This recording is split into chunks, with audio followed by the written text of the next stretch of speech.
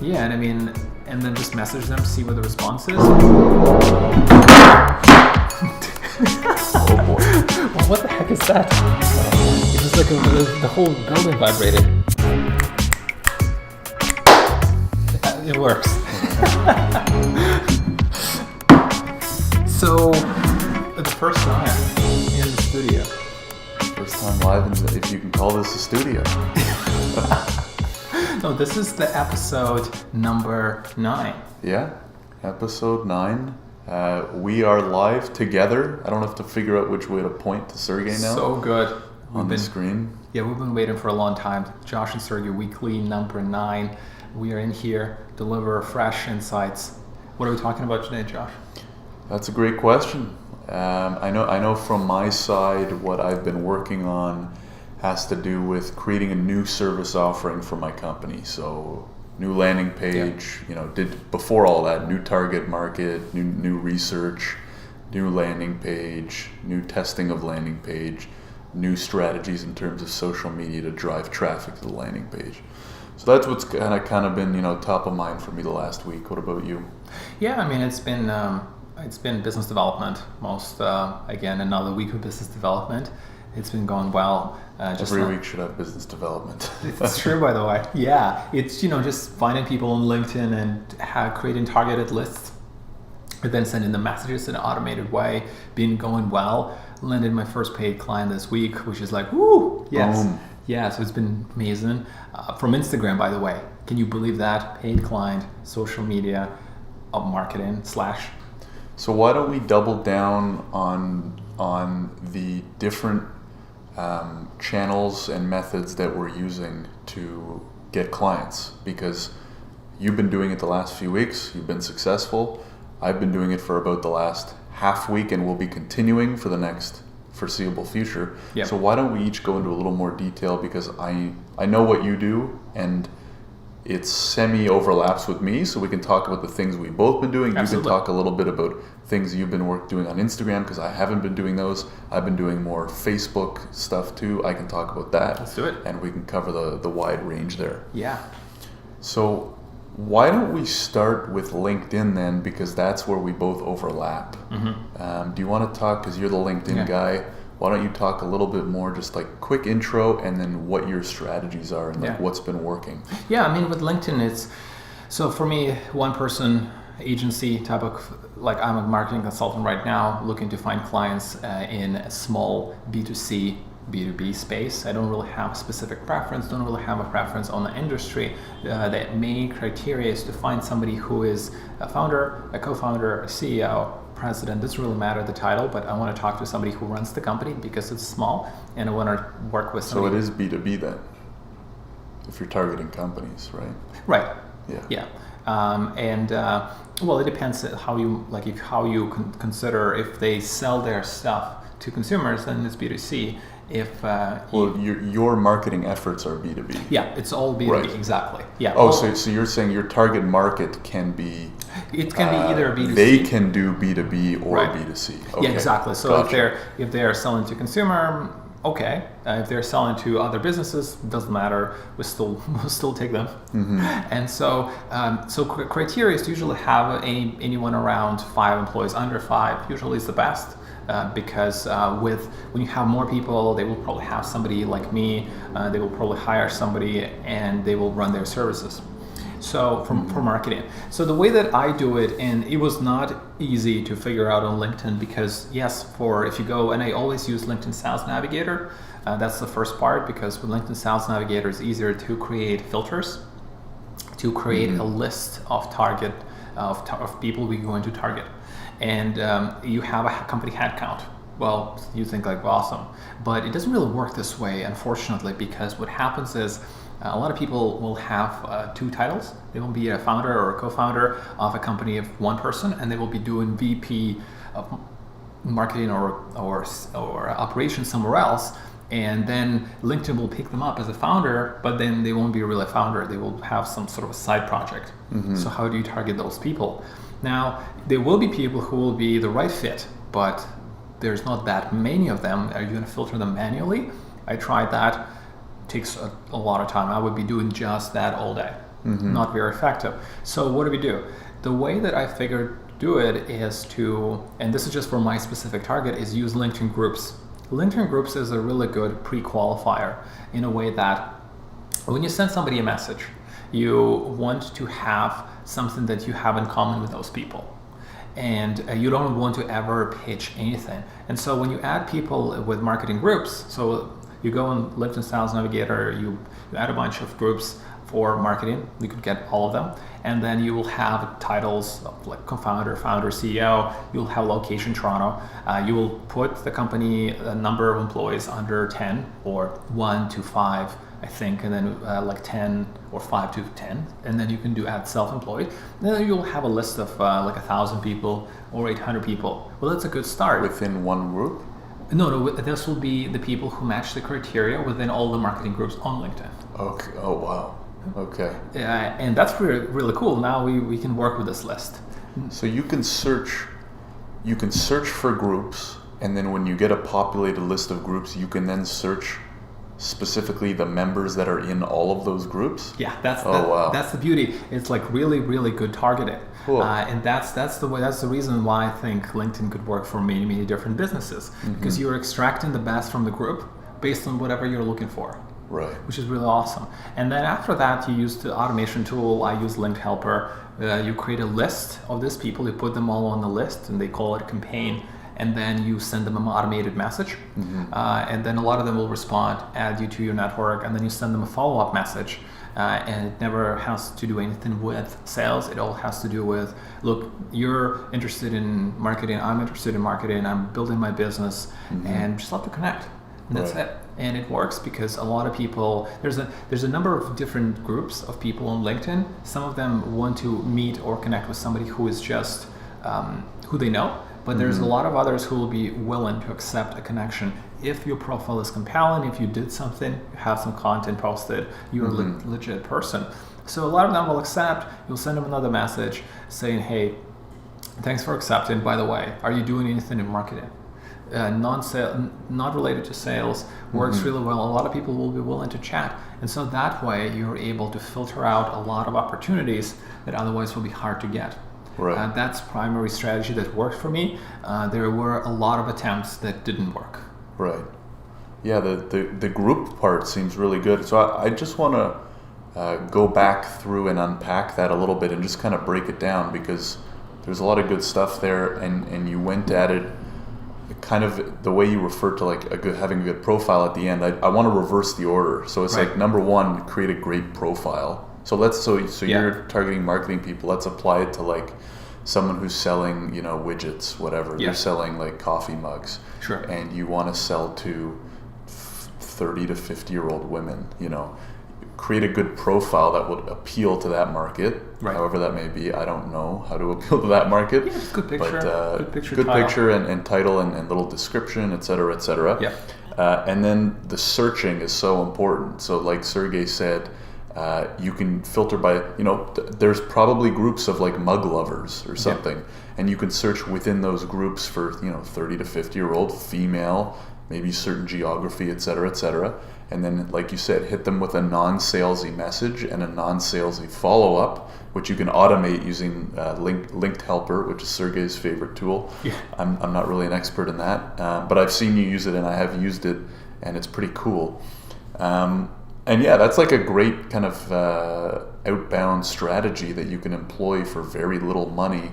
And if you're selling a product or service with a pretty good, return, then I totally agree. But here's the thing, like with mugs, for example, what is it about that mug? Because if you're selling just mugs, then you're probably not making any money, because everybody sells mugs.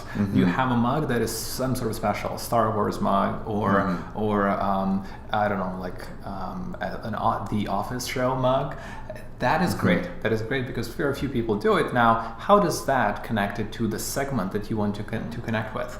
And maybe like, who likes The Office? Well, there will be like women, maybe they work in tech, maybe they are young. Then that's a good criteria. Now you can start looking at those And the way to do it is, yes, you can look at groups, but you can also, when you create a list and you add it to your automation tool, Link Helper, you can manually go and scroll through the list and look at the pictures.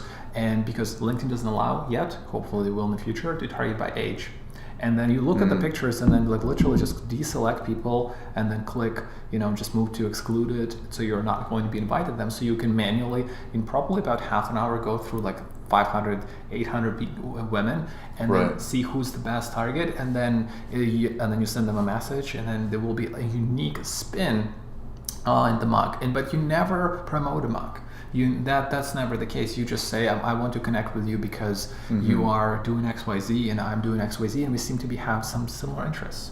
Yeah, I mean, if you're targeting for selling mugs, you probably don't want to on LinkedIn, but it was just the first example that came to my mind. Yeah. But we could segue into other platforms that might be more, like Facebook or Instagram would be much more fitting for selling mugs, in my humble opinion. But if you're doing B2B stuff,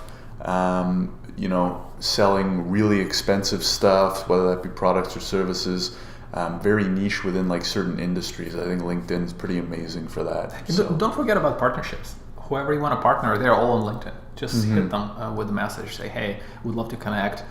And then same thing, like, hey, I'm looking to explore mutual synergies and mutually beneficial, and stuff. There's so many people who are willing to do it. By the way, I just found it in the last couple of weeks. They're like, they want to chat, and the good news about LinkedIn is that it's the same concept as networking, but you can do it at scale and faster. So you can see what they're doing. If they don't have a website, bad sign usually, but you can pre-qualify them without going into an hour conversation. Yeah, it's pretty cool. So let's transition, because we're at about the halfway mark. Let's go to the other. Let's do the big FBIG combo. I made a post on Instagram the other day because Facebook and Instagram had that big hiccup Wednesday night. It's terrible. Scared so many people, and I was just like, "That's why you build the email list, folks." So good. This is what you should be doing when you're a great marketer. You do what Josh did. You take advantage of the conditions, and then you use that, and you have a unique spin on that. That's the best thing. And some people did it on Instagram. I didn't do it. I blew the opportunity. Josh didn't. Awesome. I love that. I mean, the reality is, and this is a bit of a side rant, but MySpace was the thing 10 years ago, right? Nobody uses it now. Yeah. Instagram and Facebook or whatever, probably more so Instagram, is like the thing right now for scrolling and like content, whatever. If it were to go away for whatever reason in a year or two from now, if that will ruin your business, then you need to plan accordingly. Absolutely. Right? Absolutely. If you are an Instagram influencer, and you don't have a Facebook page, you don't have any email list, you don't have a LinkedIn profile with a bunch of those followers, then it's a huge risk, right? It's like having a non-diversified investment portfolio. If that one stock or that one ETF or that one mutual fund tanks, or that one house that you own, whatever, explodes, you're in big trouble. So it's basically insurance. It's a form of like digital marketing insurance, the way I look at it. But at the same time, yes, and then you absolutely have to do it. But at the same time, people sure, you will be targeting people who hang out on Instagram, but they are not doing it all day. Some of them will be checking email. If you are everywhere, that's the best strategy. Yeah, I mean, it's a tough balance, right? Because you don't want to manage 5 social media accounts, especially if you're a solopreneur. Yeah. But so I like to think of like having 2 to 3. So I have Instagram, have my email list, and I love my podcast. I consider that like my favorite form of content creation. But I don't know if you can really treat that as like a following group. People, I don't know. Maybe you can. It definitely doesn't hurt. But just diversify a little bit. Doesn't have to be a lot, but diversify. Yeah, say email is great, podcast is awesome, but email probably is the best. Whatever followers you can get on other platforms that work for you, great. LinkedIn is awesome, by the way, free. You get like some cool algorithms that you actually, when you put a post, shows up to almost all your connections. So another benefit of that is, when you're creating content, like you're creating content, you add this bunch of people, a couple hundred people to your network with a linked helper, and then you start feeding them this content, and they will see it. They will see it if it's relevant. Heck, why not to see it? And I think LinkedIn's a really good opportunity because it's the professional version of Facebook, right? I mean, there's not really any competition for it, and it's a little more serious. People take it a little more serious. I think it's here to stay for a little bit. But the reason why email is so great is, and there's a big debate, right? Like, should you build an email list or not, et cetera, et cetera. I think first of all, why not? And second of all, the reason why is because email has been around longer than all the rest of them combined, right? So take the life of Facebook, LinkedIn, Insta, combine all that. It's actually not even that long of a life. Email's been around for a lot longer, and it probably will be around for a while. So Facebook can come and go, LinkedIn can come and go, MySpace has already come and gone. Your email list can be saved in a CSV file. Nobody can take that from you as long as your computer doesn't explode and or you save it in the cloud. Yeah.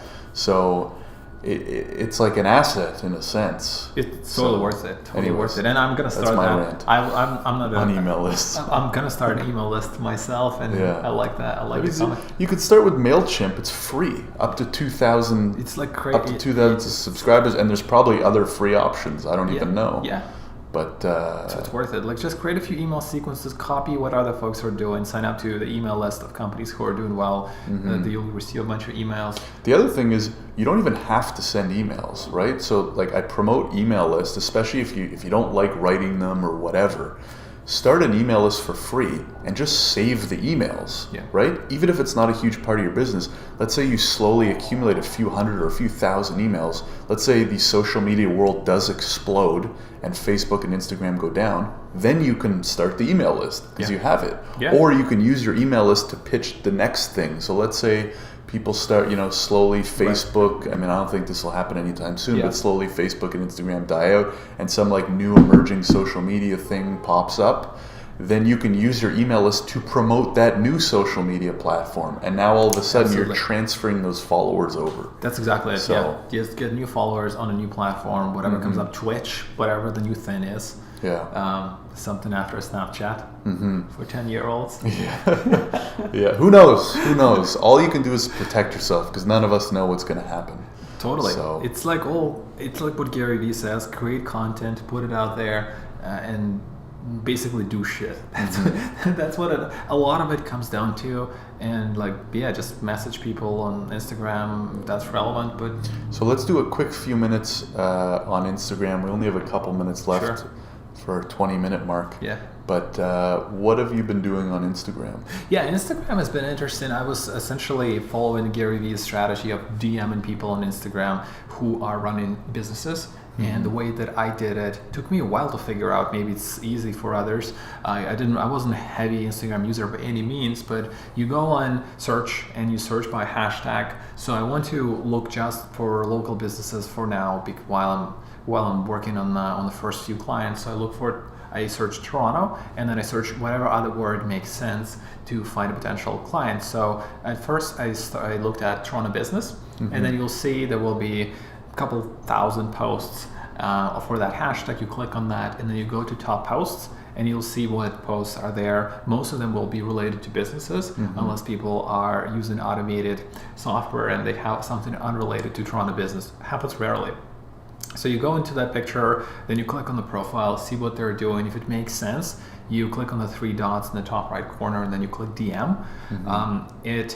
And then my pitch was basically what Gary Vee said. I didn't even try to re-engineer anything. I said, hey, this is what I'm doing. Love your profile. I'm doing marketing. And are you typing it out, or are you doing the videos? So I love the idea of the videos. I did both, and I'll share the results. So and then I copy pasted essentially. Now, not the best way, not super personalized, but essentially I did that. So say, hey, this is I like what you're doing now. I will see if I can address them by first name. Does it really help? I don't know yet. I haven't done it. I've only done it a couple hundred times. That's still a pretty good amount in terms of if you want to do an A/B test, but then you would have to track it. Yeah, and then I send a message, and then I go on to the next account. Now, sometimes I would go and look at specific niches. I would say Toronto gym, or Toronto fitness, or Toronto dentist, and that's a great strategy because, like, instead of trying to look for accounts all day, you can focus on one specific niche. So, for example, if you're working with everybody, well, start with different niches, one per day. So, for example, Toronto dentist, awesome. You'll have dentists, and then you start hitting them one by one, and then you've done that. I don't know, send like 100 messages a day is pretty good. It's probably a lot. It will take you like 7 hours, maybe 6 hours. For 100 messages? Yeah. It does take a while because you have to scroll through their profile. You have to sometimes go on their website. Essentially, what I was saying is, just DMing people based on the industry. And I was not getting a lot of response, and for a number of reasons. Now, because I don't have a portfolio to share. I don't have a link of a portfolio to share. That could be one reason. The second reason could be because there's a lot of other people messaging other people. The third reason could be that these people are not looking for Facebook advertisement, and I haven't explained the benefits well. Is that all you're pitching? You're saying just Facebook ads? Yes. So I tried just Facebook ads, and that was the only pitch I did. I haven't tried anything else yet. Right. And then another reason is some people don't read their messages because when they show up, it's in a weird spot. You have to, I don't remember, you have to click in one of the corners and click accept. Well, if you're messaging someone who's not a connection, it's like you go into messaging and then there's like a gray part that says request, message request or something, but it's like not big and easy to see. Yeah, I miss it a lot, but that's what it is. And I mean, I got only out of a couple hundred emails, a couple hundred messages I sent, I probably got 10 responses. So response rate is super low, but like one of the clients who is willing to pay came from there, so there's potential. I did try videos. I essentially just had a script like, hey, this is what I'm doing. If you're interested, hit me up. The time limit on video is it's really short. I think it's 10 seconds. I think it's a little longer. It's like 20 or 15. It's like something around 15. Is it the length of, because when you do a story, it'll like splice it into chunks. I think it's the same length as one chunk for a story. I forget if it's 10 or 15 seconds. Yeah, it's something short, but I had to really make it very, very specific and talk fast, which is not a good idea if you're trying to connect with somebody. But out of 50, I think I sent 15 or 20, one person responded. Nobody else responded to that. So I didn't find it to be terribly effective. Now I didn't do it in hundreds. I mean, that's still a 5% conversion rate. Yeah. So I was hitting accountants in the United States for that. On Instagram? Yeah. Oh, so I mean, I would say it doesn't surprise me that accountants aren't responding to non-connections. You know what I mean? Right. Yeah, they were, although they were like very active accountants on Instagram. Oh yeah? Yeah, they were like top. There are active accountants on Instagram? Right? There's one accountant that I loved. He has a super smart strategy, and I did send you a picture. It was literally Margaret Robbie with saying, so you did do drugs? Yeah. And then something like a meme, and then the description was brilliant. It said like, hey, do you have any problems going into the weekend? Give me a call. I'll help you out. And he was smart. There's some potential for sure on Instagram with that type of content, even in the professional services. Great. So that's a good kind of quick review of LinkedIn and Instagram. We're going over our time limit, so maybe in the next episode we'll talk about some other options and Facebook and stuff like that. Absolutely. It was great. We will see you guys in the next episode. And before we go, Josh, you want to talk about reviews? Make sure to like, subscribe. So we're on YouTube, so give us the thumbs up and subscribe to the channel if you like it, you want to see more of it. And keep coming back. We'll be putting out at least an episode a week, and hope you come back for more. We need reviews, guys, as well. Comment on our videos. Tell us what you like. We want to hear from you. Okay, so we can what we can do, we can literally cut out that piece and just put it in the back or at the beginning. So we have construction going on right nearby. These guys dropped something heavy. There was vibration that went through the whole building. Our phone camera literally just drop on the table. It's the hard times we got to go through.